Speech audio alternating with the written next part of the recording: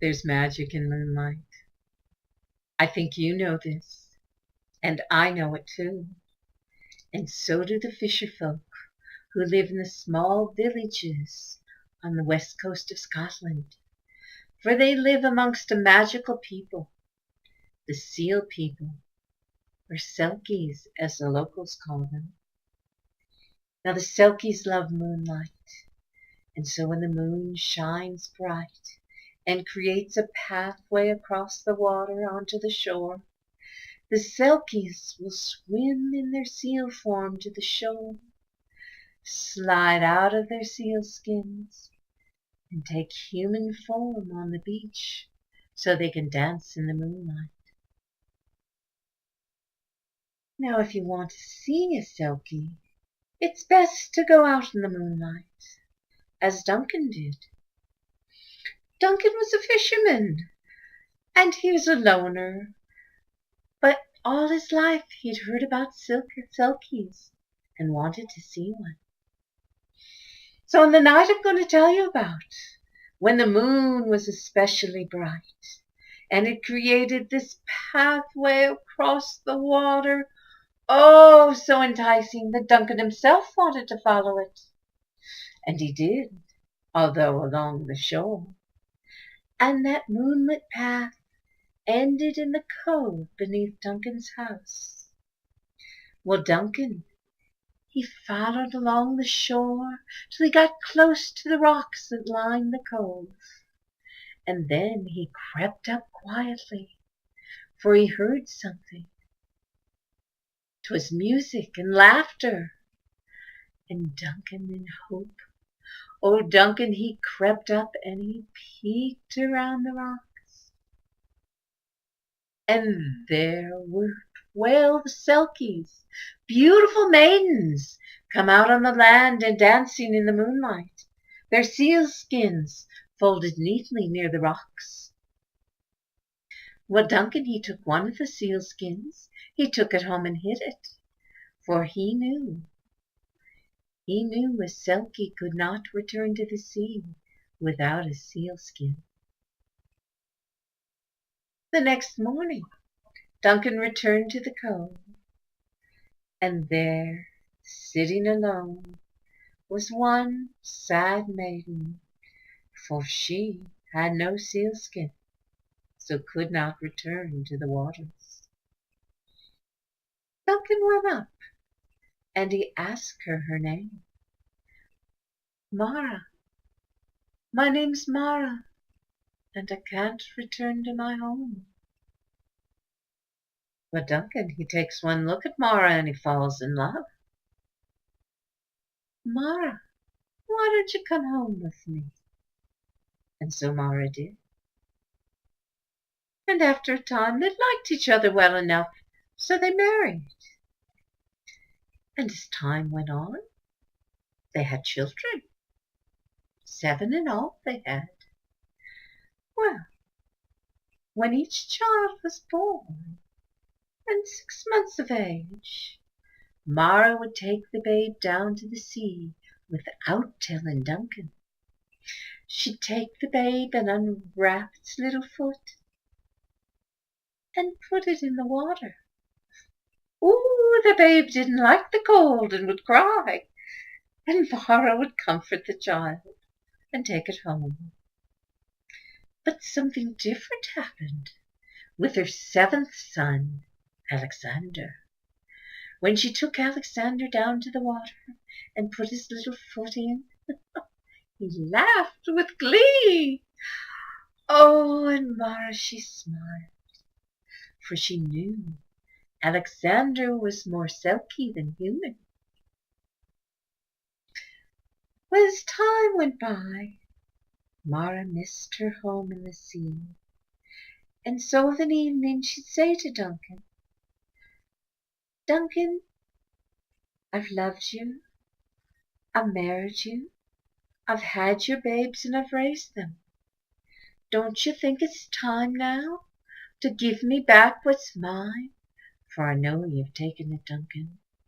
Please give it back to me, for I miss my home in the sea. Well, Duncan, He'd cross his arms, get a stern look. No, Mara, no, for if I give it to you, you'll go, and I love you too much to lose you. No, I can't give it back to you. Well, as children grew, Mara grew sadder, for she missed her home. So now, each night, as the children lay in bed, they'd hear their parents fighting.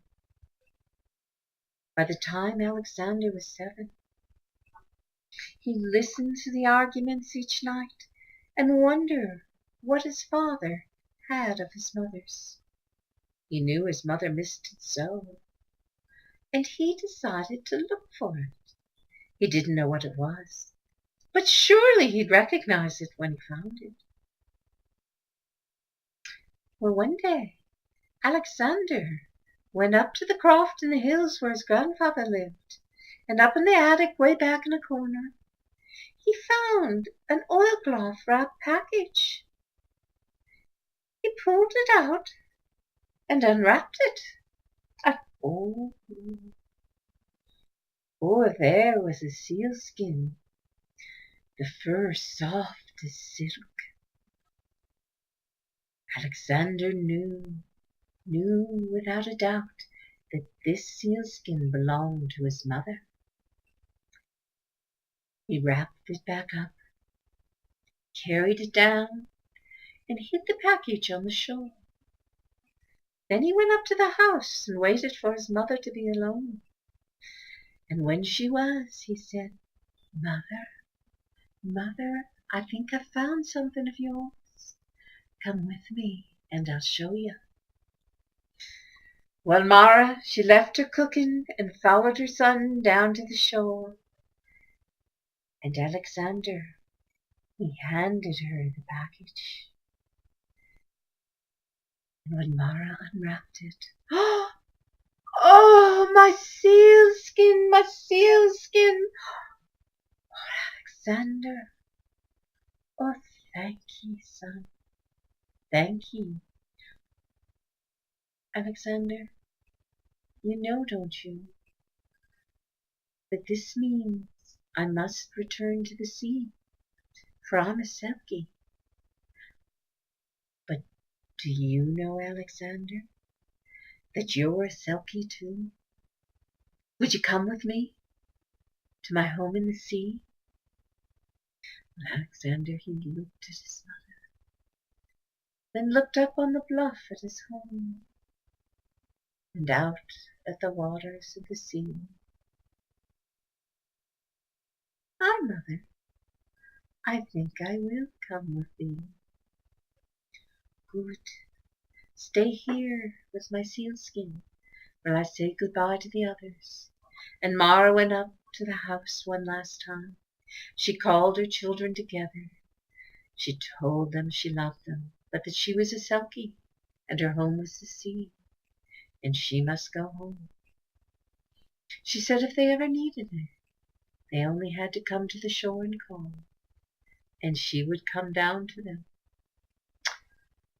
But with that, Mara turned, walked down the path to the shore, slid into her skin, took Alexander on her back, and slid into the waters of the sea. At first there was a seal with a boy on her back, but then she dove into the waves, and up popped 2 seal heads, a mature seal and a seal pup.